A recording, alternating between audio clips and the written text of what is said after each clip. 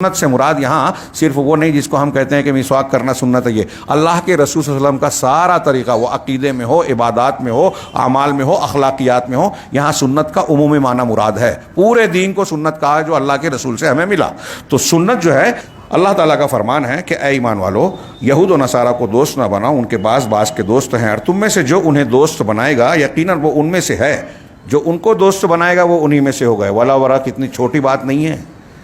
آپ مسلمانوں کے خلاف اسلام کو توڑ دینے والی چیزوں کا جو اہل علم نے ذکر کیا اس میں سے ایک یہ بھی ہے کہ کوئی مسلمانوں کے خلاف دوسروں کی مدد کرے، تو وہی یہ آیت اور ایسی اور کئی آیتیں دلیل بنے گی کہ جو ان کو دوست بنائے گا، جو ان سے تعلق رکھے گا، پشت پناہی کرے گا، وہ انہی میں سے ہوگا۔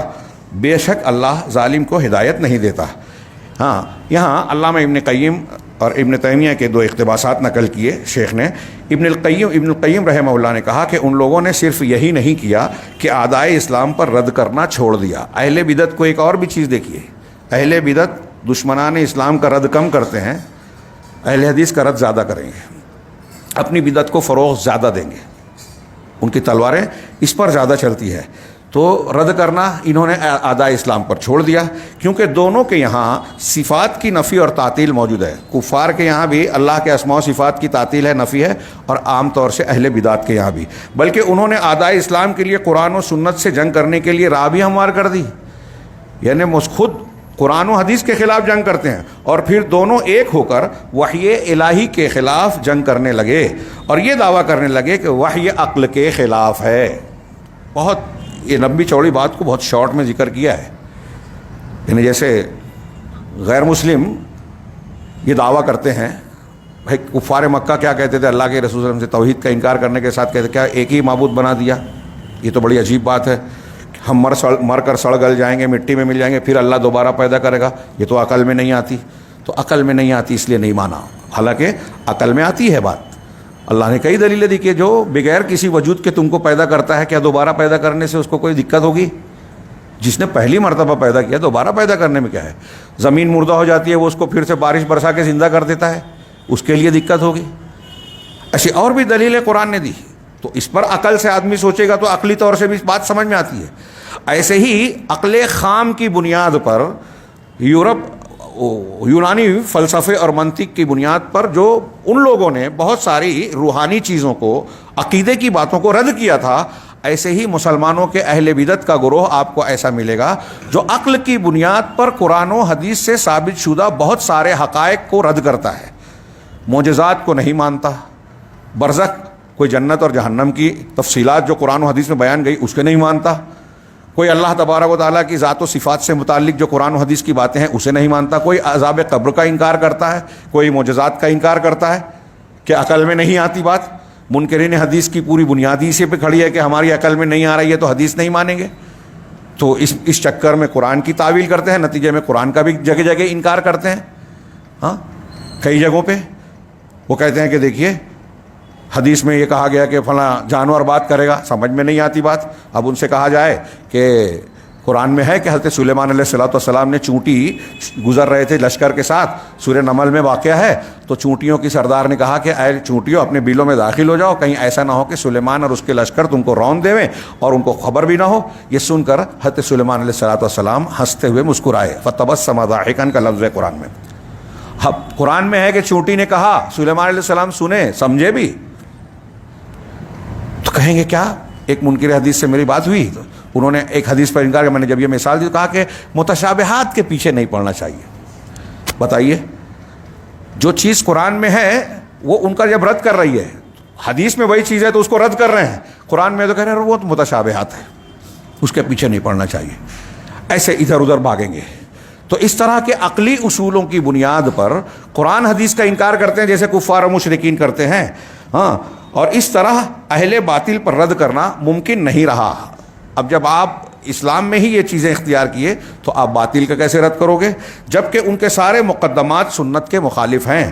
اور ایک عام شخص بھی اگر اہل باطل کے دلائل پر غور کرے گا تو اس کے لیے بھی واضح ہو جائے گا کہ کتاب و سنت کے سامنے ان کی کوئی حیثیت نہیں ہے، یعنی چاہے وہ بدعت والے ہوں، چاہے کفار و مشرکین کی باتیں ہوں. اسی طرح بہت سارے اہل کلام کو پائیں گے، اہل کلام جو عقیدے کے معاملے میں عقل کو اختیار کرتے ہیں، جہمیہ، قدریہ، معتزلہ، جبریہ، یہ سارے لوگ، کہ وہ باطل میں کبھی ان کی موافقت کرتے ہیں اور حق میں کبھی ان کی مخالفت کرتے ہیں. یعنی اہل سنت کے خلاف ان کی موافقت کرتے ہیں کفار کی، اور اہل حق کی مخالفت کرتے ہیں. اسی طرح کسی بھی باطل پرست کے لیے حجت نہیں ہے اس شخص کے خلاف جو سنت کی موافقت کرتا ہے. اگر کوئی آدمی سنت کے موافق ہے تو اہل باطل کے لیے حجت نہیں ہے، اور وہ اس سے باہر نہیں نکلتا، کیونکہ انہیں سنت پر قائم رہتا ہے تو اس کے خلاف وہ بول نہیں سکتا، لیکن بولتا ہے. ہاں، کیونکہ وہ جس قدر بھی سنت سے باہر نکلے گا اسی قدر باطل اس پر غالب آئے گا. چنانچہ سنت اللہ کا مضبوط قلعہ ہے، جو اس میں داخل ہو گیا محفوظ ہو گیا، اور جو سنت کے قلعے سے نکلتا ہے وہ کسی نہ کسی فتنے کا شکار ضرور ہوتا ہے. یہی سنت صراط مستقیم ہے، جو اس پر چلے گا وہ اللہ تک پہنچ جائے گا. سنت سے مراد یہاں صرف وہ نہیں جس کو ہم کہتے ہیں کہ مسواک کرنا سنت ہے، یہ اللہ کے رسول صلی اللہ علیہ وسلم کا سارا طریقہ، وہ عقیدے میں ہو، عبادات میں ہو، اعمال میں ہو، اخلاقیات میں ہو، یہاں سنت کا عمومی معنی مراد ہے. پورے دین کو سنت کہا ہے جو اللہ کے رسول سے ہمیں ملا. تو سنت جو ہے وہ اللہ تک جو سنت پر چلے گا وہ اللہ تک پہنچ جائے گا. وہ روشن دلیل ہے، جو اس سے استفادہ کرے گا ہدایت یافتہ بندوں میں شمار ہوگا. یہ الصواعق المرسلہ علامہ ابن قیم کی کتاب ہے. مزید کہا علامہ ابن قیم کہتے ہیں کہ باطل پرستوں کے اصولوں اور قواعد و آراء کے خلاف اگر وحی بھی ہو تو اسے بھی یہ ناپسند کرنے لگتے ہیں. ان کے اصول جو باطل پرست ہیں، انہوں نے خود ساختہ جو اصول بنائے ہیں. آپ جتنے بھی، میں پھر سے ایک بات دہرا رہا ہوں جو شروع میں کہا تھا، کہ جتنے بھی اہل بدعت ہیں، گمراہ فرقے ہیں، ان کے اصول و ضوابط کو آپ دیکھیں گے تو وہ بہت سارے مقامات پر قرآن حدیث اور اہل حق کے خلاف اور کفر و شرک کرنے والوں کے موافق نظر آئیں گے. یونانیوں کے، عیسائیوں کے، ہندوؤں کے موافق نظر آئیں گے. یہ آپ منکرین سنت کو دیکھیں، اہل تصوف کو دیکھیں، جہمیہ، قدریہ کو دیکھیں، ہاں، اور دیگر جو ہمارے ارد گرد میں جو بدعات کرنے والے پائے جاتے ہیں ان کو دیکھیں. اب ایسے میں جو وہ اصول بناتے ہیں، دیکھیے بہت سارے لوگ جو ہے ہمارے یہاں ایک چیز یہ ہوتی ہے کہ ہم قرآن و حدیث کو ماننے کا دعویٰ جب کرتے ہیں تو بہت سے مسلمان یا اہل بدعت کا خاص طور سے یہ طریقہ ملے گا کہ ایک چیز کو عقیدہ یا اصول بنا لیا. اب اپنے طور سے جب بنا لیا اور دیکھتے ہیں کہ قرآن حدیث کی آیت یا دلیل ہمارے اس اصول کے، ہمارے اس عمل کے خلاف ہے، تو وہ اپنے اصول کو صحیح ثابت کرنے کے لیے قرآن و حدیث کی تعویل کرتے ہیں، غلط تشریح کرتے ہیں، اس کو توڑ مروڑ کر اپنے اصول کے موافق بنانے کی کوشش کرتے ہیں. اسی کو علامہ اقبال نے کہا، خود بدلتے نہیں قرآن کو بدل دیتے ہیں. اپنے آپ کو نہیں بدلتے، قرآن کو بدلتے ہیں.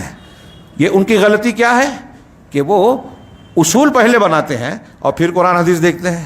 اہل حق، اہل سنت کا طریقہ یہ ہوتا ہے کہ وہ قرآن و حدیث کو پہلے سامنے رکھتے ہیں اور اس سے اصول نکالتے ہیں. دیکھیے طریقہ یہی ہونا چاہیے کہ ہم قرآن و حدیث کے تابع ہیں، ہمارے اصول ضابطے تابع ہیں. کوئی اصول ہم بنا لیں اور وہ قرآن سے ٹکرا جائے تو یہ اصول نہیں ہے، غلط بات ہے، ہو ہی نہیں سکتا.